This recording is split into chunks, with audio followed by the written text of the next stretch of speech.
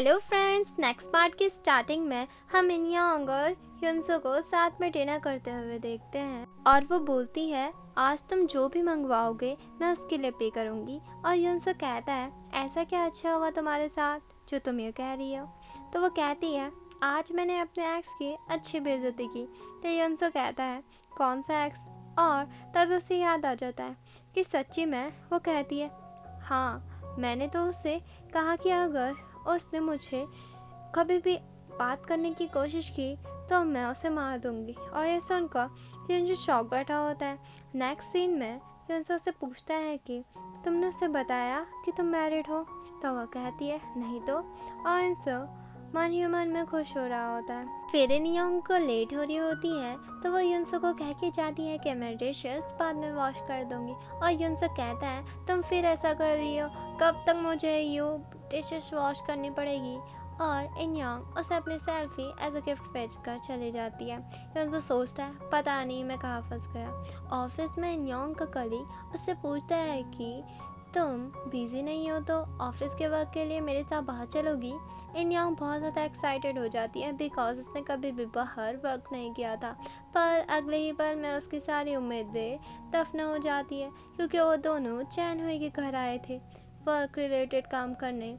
और इनयांग का कलीग उससे कहता है कि चैन हुई के एग्जीबिशन में रिपोर्टर बहुत से क्वेश्चनिंग उससे करेंगे तो तुम उसकी थोड़ी प्रैक्टिस करवा दो। तो फिर इनयांग उसे क्वेश्चनिंग करने लगती है। चैन हुई सभी का आंसर अच्छे से दे देता है और लास्ट क्वेश्चन पर इनयांग उसे पूछती है कि आप पेरिस में इतने साल रहे, आपको तो वो जगह बहुत पसंद होगी। मेरा मानना है कि एग्जीबिशन ख़त्म होने के बाद आपको वहीं वापस चले जाना चाहिए। और चैन हुई कुछ सोचता है और कहता है नहीं मैं वापस नहीं जाऊंगा। और इनयांग उसे देखने लग जाती है। नेक्स्ट सीन में इनयांग सभी वाक़या सुहाई को बताती है और सुहाई भी कहती है जो भी तूने बोला ठीक बोला। तो इनयांग उसे कहती है मेरा छोड़, वैसे तेरा कैसे चल रहा है उस मैनेजर के साथ। तो सुहाई कहती है वो तो बहुत पहले ख़त्म हो चुका है।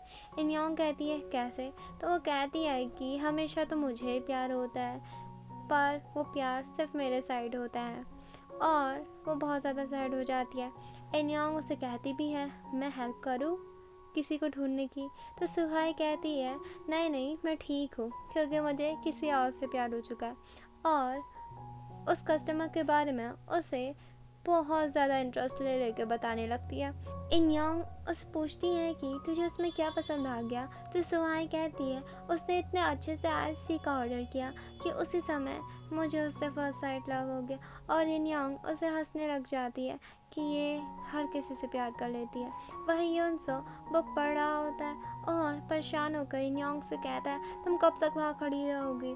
और इनयांग ड्रिंक करके आई होती है सुहाई के साथ और युनसो को बहुत ज़्यादा परेशान कर देती है और क्यूट एक्ट करती है। युनसो भी उसे देखने लगता है और सुहाई उसी की बाहों में बेहोश हो जाती है और ये सीन बहुत ज़्यादा रोमांटिक होता है। वहीं ऑफिस में इनयांग कल रात की बातें याद करके परेशान हो रही होती है। तभी उसके कलीग को उसका सीनियर चैन हुई के घर से फ़ोटोज़ लाने को कहता है पर वो इनयांग को जैसे तैसे मना कर वहाँ भेज देता है। वहाँ इनयांग फ़ोटोज़ क्लिक कर रही होती है और बोलती है कि ये पिक्चर कंप्लीट नहीं है, क्या इसे मैं रहने दूँ। तभी वो देखती है कि चैन हुई थोड़ा बीमार लग रहा है।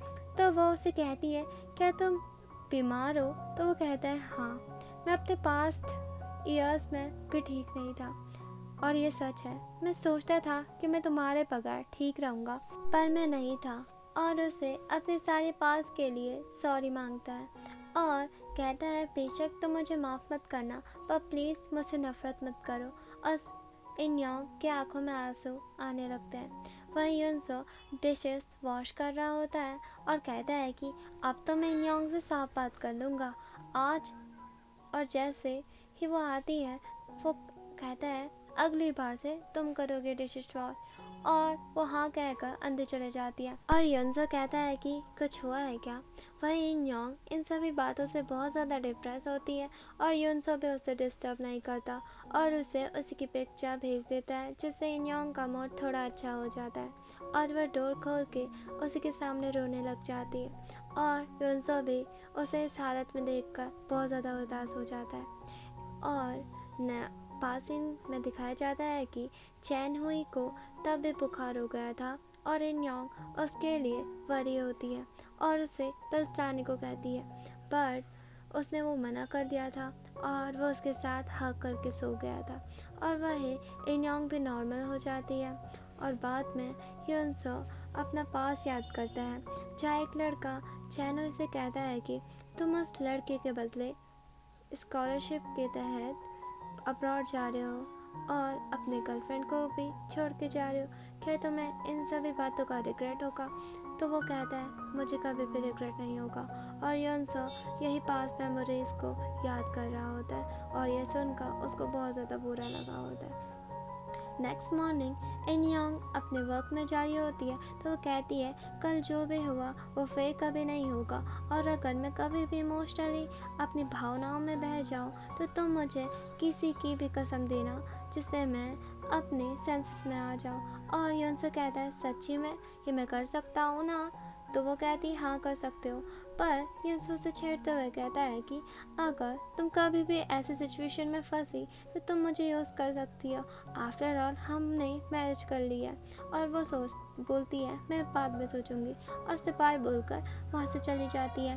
वहीं ह्यून-सो लाइब्रेरी में एक बुक देख रहा होता है और उसे इन योंग की याद आ जाती है। वही वो लड़की जो ह्यून-सो से मिली थी कैफे में, उसका नाम येजिन होता है। वो उसे टेक्स्ट करती है कि उसे पता है कि तुमने उससे शादी चैनवे की वजह से की है, तुम मुझसे सच बता सकते हो?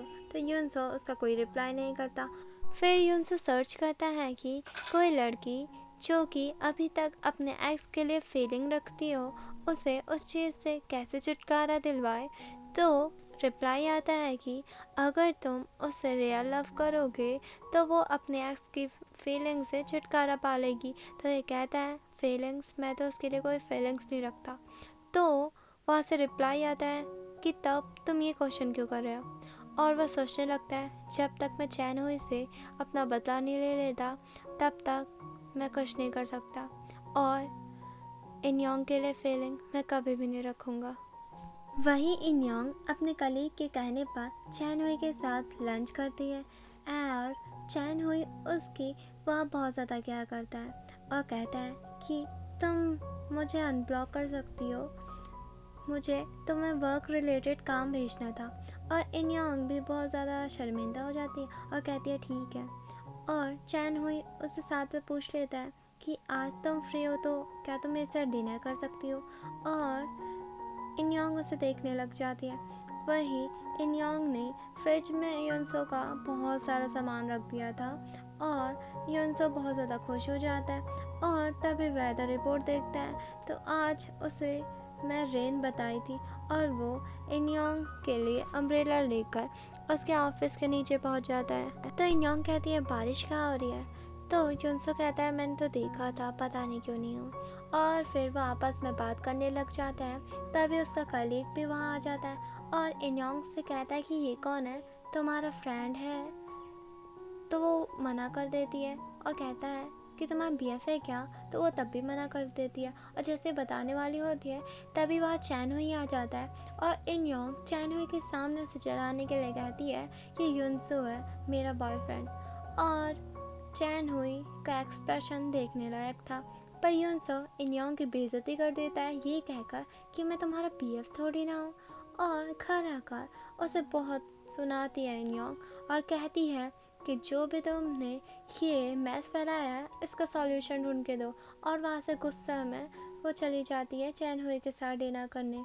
और बाद में ह्यून-सो ये सब देखा रह जाता है और दिखाया जाता है कि ह्यून-सो ने कहा होता है कि मैं इसका बीएफ थोड़े ना, इसका हस्बैंड हूँ।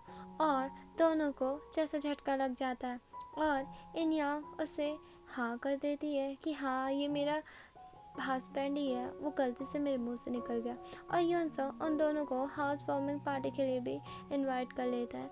इन योंग उसे देखने लग जाती है और चैन हुई का दिल तो जैसे किसी ने खंजर से घोंप दिया था। इसी के साथ ये पार्ट यही खत्म होता है। स्पेशल सीन्स में दिखाते हैं जहाँ चैन हुई इन योंग से दूर दूर रहने लग गया था। इन योंग इसका रीज़न भी पूछती है बट वो बहाने बनाने लगता है और इन योंग बहुत ज़्यादा अपसेट हो जाती है और वहाँ से चले जाती है। और यही वो सीन था जब दोनों के बीच में दूरियां आनी स्टार्ट हो गई थी।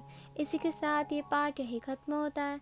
इसका नेक्स्ट पार्ट जल्दी से अपलोड करने की कोशिश करूँगी मैं। तो प्लीज़ तब तक के लिए प्लीज़ लाइक करना, शेयर करना और सब्सक्राइब करके बेल आइकन दबाना मत भूलना। तब तक के लिए बाय बाय।